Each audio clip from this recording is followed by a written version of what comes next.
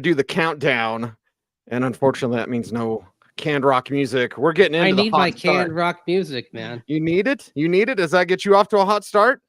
There we go. All right. There it is. Now I'm pumped. Let's do this. Now we can get a hot start. Go, go, go. And that's the thing with the Denver Broncos. How do they get off to a hot start against the league's hottest offense? It can be tit for tat in this game based on Baltimore's defense. What's the recipe to get off to a hot start? Recipe to get off to a hot start, I think, is to come out and attack them. And maybe it looks a little bit like the Tampa Bay game. If you win the coin toss, take the ball, test them downfield, this may be a pass to set up the run type of game. You've got a banged up secondary. There might be opportunities to take some shots early. Then they have to account for you pushing it downfield. And then there'll be some open lanes to run because they have a top flight run defense, by one metric, by rushing yards allowed. But you look deeper than that, the run defense isn't what it is cracked up to be. Yes, and that's a thing where you can't just look at the stats and be like, they're the number one run defense, because everyone passes on them or they stop running because they're behind. So fast start to me, Mace, tell me if I'm out of bounds when I say this. A fast start to me is a long, sustained drive. So it's going to take you some time to get to 7, 6 and an extra point. But it's like, yeah, fast start. Keep Lamar Jackson cold on the sidelines. And this is another thing. You want to minimize the opportunities that Lamar Jackson and company have. And so that means long drives. It's the old cliche, complementary football. The complement that's going to work best in this game, I think, again, you take those, get a couple of shots early, but then settle into jab, jab, jab, jab, jab. This may be a game where you're not looking for explosives on a consistent basis. You want consistent 7, 8, 10 in the passing game. And then on the ground, if you can consistently get 4 to 5 yards a carry, if you're sitting there with 4.5 yards per carry at the end of the game and you've run the ball at least 20 times, I think there's a very good chance you won this game. Yep. Now, we were in the locker room today. Let's play the Adam Troutman thing, but then I really want to set up your question to Adam. But Adam was asked almost immediately, hey, how do you guys get off to a fast start? Here's what Adam Troutman had to say. Yeah, absolutely. I think especially when you're playing away in a place like Baltimore with a team and an offense that's very, very talented, you have to get ahead early and can't really stall. Got to get into our playbook and get our plays rolling. So I would say that's pretty essential. Doesn't that sound like the start of the Tampa Bay game he's talking about? Oh, yeah. Yep. Don't stall. Bucs defense was compromised injury-wise, but the offense was full strength. They had a lot of weapons. Offense was coming in off of a terrific game in week 2 in Detroit, and you got that first punch in, and then they were chasing. This is another thing. Get them to chase you, not you chase them. If it's the Broncos in chase mode, this thing probably won't go very well. No. You chase them or they chase you instead of you chasing them, that can work. And then the other layer to this is you can't mess up. You can't have self-inflicted wounds. And Sean Payton, he talked about that Sunday. He talked about it Monday. He talked about it again today. Went back to talking about those 2 fumbles, one by Lil Jordan Humphrey, one by Courtland Sutton. You can't have those types of wounds in this type of game. He said this is the toughest challenge they've faced so far in the season. I don't think there's any arguing that. No, none whatsoever. Now let's set up your question to Adam Troutman as to what you were thinking and how Adam responded to you, Mace. Well, what I was thinking was kind of what I was saying about the complementary football, and part of the doing that, the offense's role is sustaining drives to keep Lamar Jackson and company off the field. If you have 3 touchdowns, but they're on drives that are like 3 plays, 5 plays, 6 plays, and maybe the touchdown is like 40, 45 yards or something like that, it's good to have points. You're not turning them down, but that's not necessarily the optimal thing. What you want in this game is the 10, 11, 12 play drive that leaves Lamar Jackson and company fidgeting over there on the sideline, and also gives your defense a chance to rest, because it's going to be a high-stress situation facing a team that's got multiple weapons at tight end, that has the thunder and lightning, really, with Derrick Henry, a thunderous back up the middle, and then Lamar Jackson able to make those explosive runs. The way you give yourself a chance to win starts with minimizing the opportunities for that offense. And the way you do that is your own offense has to sustain some drives. And so that's what I asked Adam Troutman about today. Here's what he said. Yeah, I think it's a big deal. I think we need to be able to sustain drives. And it's another thing, like their offense is probably top 5 in every single category. And obviously our defense is arguably the best defense in the league too. But we do want to keep them off the field, and we want to be able to possess the ball. And then obviously it just allows us to do more things on offense because we know what they're going to be doing as the longer we're on the field. Mm-hmm. And once they're chasing you, they become one-dimensional. Mm-hmm. That dimension's still pretty good. Yeah. That dimension is where the Broncos are weak. It's tight ends. And now with Deontay Johnson at wide receiver, they've got 3 receivers to get you, 3 tight ends to get you, 2 running backs to get you, and a quarterback to get you. Don't have any. I will caution Broncos fans, Mace. Don't have any fantasies that they're going to shut them down this week. You just try to make them one-dimensional, and like you said, chase you. Contain, make them one-dimensional, and when they do get yards, make them settle for field goals instead of touchdowns. It's a little bit of the Vic Fangio equation there. You want to shut them down in the red zone.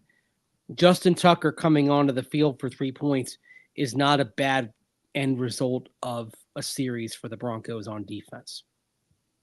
Yeah. And then at the end of the day, you might look up and see the Ravens with 23 points on 2 touchdowns and 3 field goals.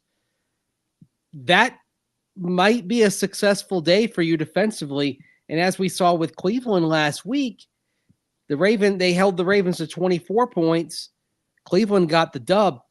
Against this Baltimore defense, where there are going to be some opportunities, if you hold the Ravens to 23 points, I like the offense's chances of getting to 24 or 26 in this game. Mm-hmm. And in fact, look at the Broncos' production the last 6 weeks. 4 of those games, they've had at least 26 points. The exceptions were the Jets game in the rain. I think you kind of throw that game out as an outlier. Yeah. It was, a little bit of a breeze, the rain, it was hard to operate. So in normal conditions, the kind that you're going to face on what's looking like a glorious fall Sunday in Baltimore, you ought to be able to put up 24, 26, 27 points in this game. And if you can hold them to 23, you got a chance to get that dub or do Jameis. I thought you were doing shared moments. You're eat shared the W? moment, get the dub. Okay. Yeah, you do the Wisconsin dub. That's a Wisconsin dub. I think Jameis was doing the West Side, eating the dub. He did the West Side. Yeah, eat that dub. Browns fans are making a shirt. Eat that dub now after that game. Yeah, our buddy Gage in the chat room says, smells like a shootout to me. So you're saying 27, 28 points. Baltimore can get that too. And I know that fans are like, they'll shut them down. Like, I just don't think you can. Now, you can slow them down. You can make them one-dimensional. But you yourself, getting off to the fast start, this is where your offense can play defense, Mace. It's kind of the emphasis of today's show. Yeah. Offense, play defense, complementary football. That's what we're talking about. It's shutting the Ravens down is a team effort. It's not just a defensive effort. Containing the Ravens is extended drives on offense, more work like the type that we've seen on special teams in the punt coverage game. Did you know that Riley Dixon leads the NFL in punts inside the 20 this year? Okay.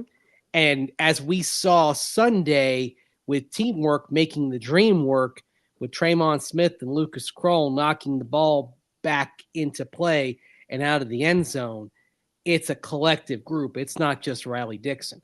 So that's going to matter, because if you can force them to start back inside their 10-yard line because the punt coverage team is doing its job, that also enhances your chances of winning.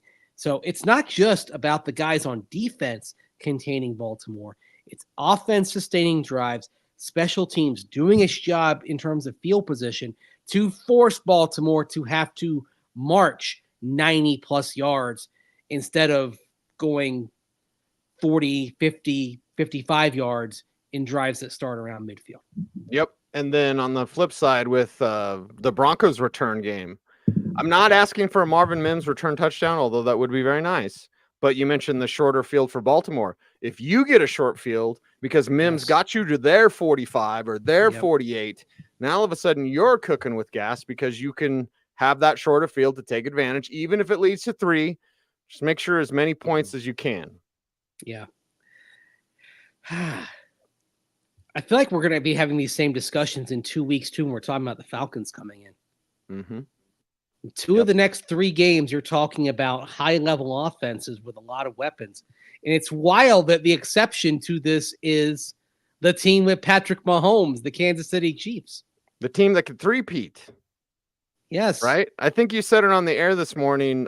Kansas City's actually, out of the next 3 games, the game that you think that they can get. I think Mike just asked you about the next 2. I said of the next 2. It's the next 3. It's of the next 3, in my opinion. I would still say Atlanta, just because there are a few more holes there, and it's still a team that's learning how to win in its developmental process. Baltimore and Kansas City, these are mature, seasoned, elite level teams. Atlanta is kind of like the Broncos in that they're starting to figure out really how to win. And it's a matter of doing well in this type of game for the Broncos that determines whether they're ready to step up and join that class or not. Are you a contender or are you a pretender? A game like this gives that answer. Yes. Because if you go out there and the offense stubs its toe against a struggling defense, and Lamar Jackson, Derrick Henry, Zay Flowers, Mark Andrews, Isaiah Likely and company. Yeah, if they cook you and you look up and you lose and you're losing this game 30-13, you know what everybody's going to be saying out there. They're going to be saying, "Same old Broncos." Yep. Right? Yep. Mm-hmm. They can beat the bad teams, but when they face someone good, they can't beat them. So this is the time. And I'm glad that the tight ends, Troutman specifically, got going last week, because you can attack Baltimore with your tight ends. Almost every tight end that's gone up against Baltimore this year has had success, like 60 yards, or more. Yeah. But I think that's a really good game. You and I just want, what did we say yesterday? Like 60 combined from the room.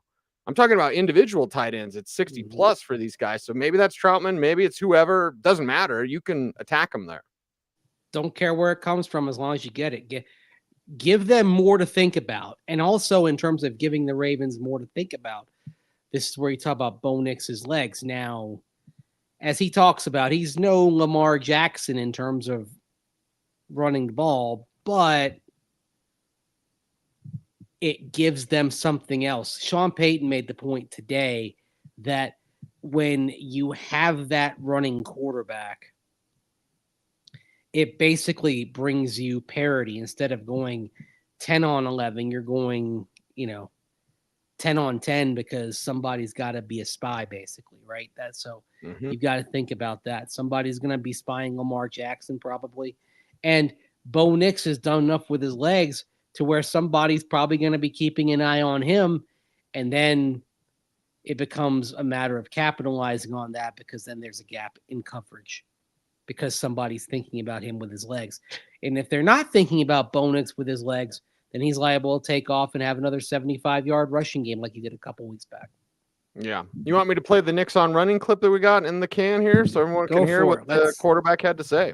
Let's hear Bo Nix talk about running and talk about Lamar Jackson, who is a runner without comparison among quarterbacks in the NFL. If I try to do what Lamar would do, I wouldn't be here because I mean, he's special when it comes to, not only running the ball. He's, well known for his explosive runs, but I mean, he's a full qualified quarterback in the pocket, and he does some really good things with his arm. I think he's underrated when it comes to throwing the ball, but it's going to be fun seeing him. I've never met him. It's going to be fun being around him, watching him in person for, I guess, the second time. I watched him play Clemson when I was in high school. I went and watched the Clemson game, and he was electric in that one too. So I'm excited to play, against him on the same level. It's still crazy I get to play against these guys that, growing up watching him. He's, two-time MVP. He's been doing it for a few years now at a high level. So I definitely don't want to be compared to him at running the ball because I'm not quite there. There's only one Lamar Jackson. And maybe you could say Michael Vick, but he's a better passer than Vick was. He's developed over the last 2 years to become that. Yeah, listen to what Bo Nix said, full qualified quarterback. Now, quarterbacks come in all different styles, but what he's talking about there is, Lamar Jackson can stand in the pocket and beat you with his arm. Yep. This is why he was not only an MVP in year 2 of his career, he was an MVP in year 6 as a much better passer. The question on Lamar Jackson's long-term viability was, is he ever going to be a quarterback who can, if you keep him in the pocket, can pick you apart? Well, yeah, he's becoming that. He grew, he developed. Yeah. Players get better. They work, they practice, they study. Lamar Jackson did all that. I mean, shoot, 2 MVPs already, Cease. He could retire tomorrow, and there's a good case for him being a Hall of Famer. And yet I feel like the best still is yet to come with him. The question is, are they going to get over the hump in the playoffs? And that's, that's another interesting thing about Baltimore as you watch them. Baltimore and Buffalo, it feels these are teams that sometimes stub their toe in the regular season because their focus is so honed on January now. Because it's like, hey, we've had the Chiefs at home in our place in January, and they still beat us. So these are teams that maybe don't care about seeding as much as they used to. They care about peaking in January. Whether the Ravens can do that, we'll see. But that's what I think facing them after a loss, probably not the best thing for the Broncos because they're focused on moments like that as lessons to make them better when it matters the most rather than peaking in October or November. Again, it's part of the maturity of this team as a contender. Again, compared to the Broncos, who are hoping to join that class, the Broncos are still aspirational in terms of getting there. The Ravens are very much in that conversation already. Yeah, where are the Broncos? We have a measuring stick game for each of the next 3 weeks. November was going to be tough. When we did our handy-dandy schedule preview on the day that it came out, we both had November as a damn near winless month. Are things different now? Yeah, I think Bo's ahead of schedule. That's what's different. Bo's ahead of schedule, and this defense is better than I thought we'd see. And the defense is better because every offseason change hit. Brandon Jones, a hit replacing Justin Simmons. John Franklin Myers and Malcolm Roach up front. They're hits in terms of fixing a bad defensive line. Cody Barton, a hit, stepping in for Josie Jewell. Yep. And then Riley Moss becoming a starter. Hit. Nick Benito taking the next step. Hit. I mean, The Broncos are sitting there. They're one of 3 teams in the league that have 2 guys with more than 5 sacks, 5.5 for Jonathan Cooper, 6 for Nick Benito. So you've had the young players get better, and then all the guys that you imported. I mean, you basically you batted 1,000 in terms of what you did personnel-wise on the defensive side this offseason. And so I didn't expect them to bat 1,000 because hardly anybody bats 1,000. So great. You did it. That, I think, is allowed for the ability to exceed expectations. Now we'll see what it really looks like. It's going to be fun. This is get down to business time. Get down to it. It's come on now, get down to it. Bleep is getting real, man. Oh yeah. It's getting real. Oh yeah. Jason's calling you jazz hands, Mace. Teamwork makes the dream work. That's right. Yeah. Jazz Talk hands. with my hands. I don't know what to do with my hands. I know what to do on Sunday. Watch this flipping game. Can't wait. It's going to be good. It's going to be fun. Yep. You're going to be in Baltimore. I'll actually be at Dave & Buster's for an appearance, so come on out and watch the game with me. I'll be there at 10 a.m. We'll set your fantasy lineup, Mace. So there you have it. We have to wrap up a little bit early today. Other things that need to be done. So we appreciate you all for checking out OBT. We're going to have our pregame coming up for you. Of course, Thursday show, Friday show, Saturday show, Sunday postgame show. We're here for you every single day. But because of that, Mace, we ask one little favor, or 5 little favors. What are those 5 little favors, and how can people help us out? Like, comment, share, subscribe, hit that notification bell, so that you never miss a vid. That is right. He is Andrew Mason. You follow him on all the socials at Mace Denver. I'm at Cecil Lammey saying OBT's BFD. Thanks for watching, everyone. Stay tuned, and would you please stay frosty?